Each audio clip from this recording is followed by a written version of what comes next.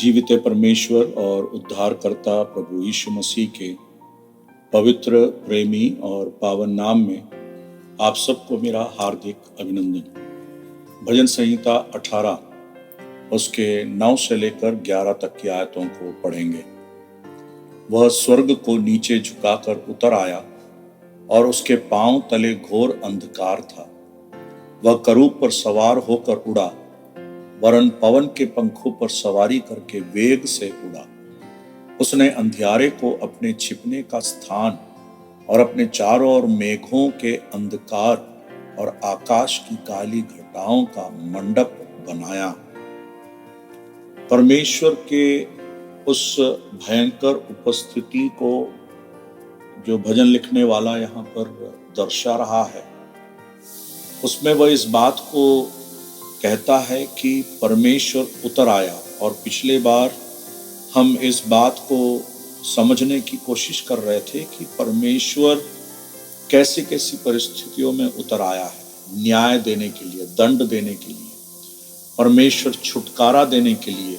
इस प्रकार परमेश्वर का इस संसार में उतर आना हम देखते हैं। निर्गमन की पुस्तक में हमने उसके 3 अध्याय में देखा, मिस्रियों के गुलामी में जो परमेश्वर के लोग थे, उन्हें छुड़ाने के लिए परमेश्वर उतर आया। उसके बाद उसी निर्गमन की पुस्तक 19वें अध्याय में जब हम आते हैं, परमेश्वर उतर आने के विषय में देखते हैं सीनाई पर्वत पर। और उसके 11वीं आयत में हम देखते हैं परमेश्वर कहता और वे 3 दिन तक तैयार हो जाएं, क्योंकि 3 दिन यहोवा सब लोगों के देखते सीनाई पर्वत पर उतर आएगा। वहां पर परमेश्वर अपनी उपस्थिति को अपने लोगों के लिए वह देता है। छुड़ाए हुए लोगों को वचन की शिक्षा या व्यवस्था को देने के विषय में और उस सच्चाई को प्रकट करने के लिए कि परमेश्वर अभी भी जीवित है, वो हारा हुआ नहीं है और वह उन्हें ले चलेगा। जिसने शुरू किया है वो उसका अंत भी करेगा।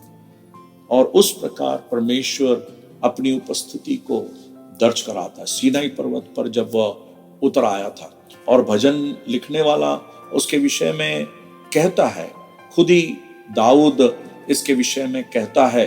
वहां पर 144 भजन और 5वीं आयत में पढ़ते हैं, यहोवा अपने स्वर्ग को नीचा करके उतरा, पहाड़ों को छू, तब उनसे धुआं उठेगा। इतिहास के उस विषय को शायद दाऊद जानता है। मूसा के समय में जब परमेश्वर उतर आया था और यह आज्ञा दिया था कि उस पहाड़ के चारों ओर बेड़े बांधना, ताकि कोई जानवर भी उसके पास ना आने पाए, वो मार डाला जाएगा, नष्ट हो जाएगा। परमेश्वर की पवित्रता के विषय में परमेश्वर स्मरण दिला रहा है। परमेश्वर उतर आता है, और परमेश्वर जब उतरता है तो वह अपनी महिमा को प्रकट करता है। कैसे मालूम? उसी भजन संहिता 18 उसके 10वीं आयत में हम पढ़ते हैं, वह करूब पर सवार होकर उड़ा, वरन पवन के पंखों पर सवारी करके वेग से उड़ा। करूब के बारे में हम पढ़ते हैं जब हम निवास स्थान मंडप के बारे में या मिलाप वाले तंबू के विषय में हम जब अध्ययन करते हैं, वहां पर अति पवित्र स्थान में जहां पर वाचा का संदूक रखा हुआ है और उसके ऊपर जो ढकना है, और उस ढक्कन के ऊपर जो 2 करूब एक दूसरे को देखते हुए अपने पंखों को फैलाए हुए, और उसके ऊपर जब परमेश्वर का तेज, परमेश्वर की महिमा प्रकट होती है, जब परमेश्वर अपने आप को प्रकट करता है। मेरे प्यारो, परमेश्वर की महिमा को देखना, और यहाँ पर दाऊद उस बात को कह रहा है कि परमेश्वर अपनी महिमा को प्रकट कर रहा है।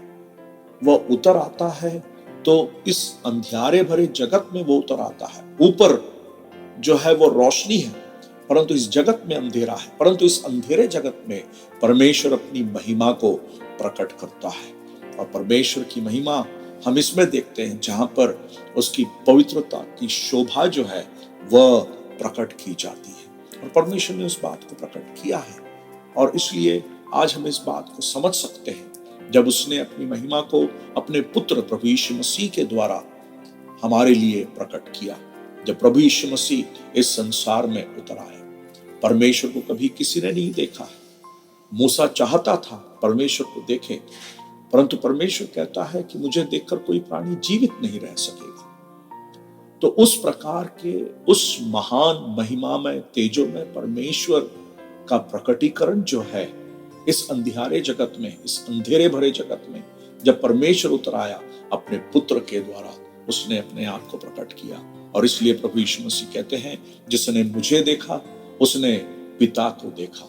मैं और पिता एक हैं, उस बात को हम समझ सकते हैं। जो यीशु मसीह इस अंधेरे भरे जगत में आया और जिसने कहा मैं जगत की ज्योति हूं, और ज्योति का मार्ग यीशु मसीह ने हमारे लिए खोल दिया।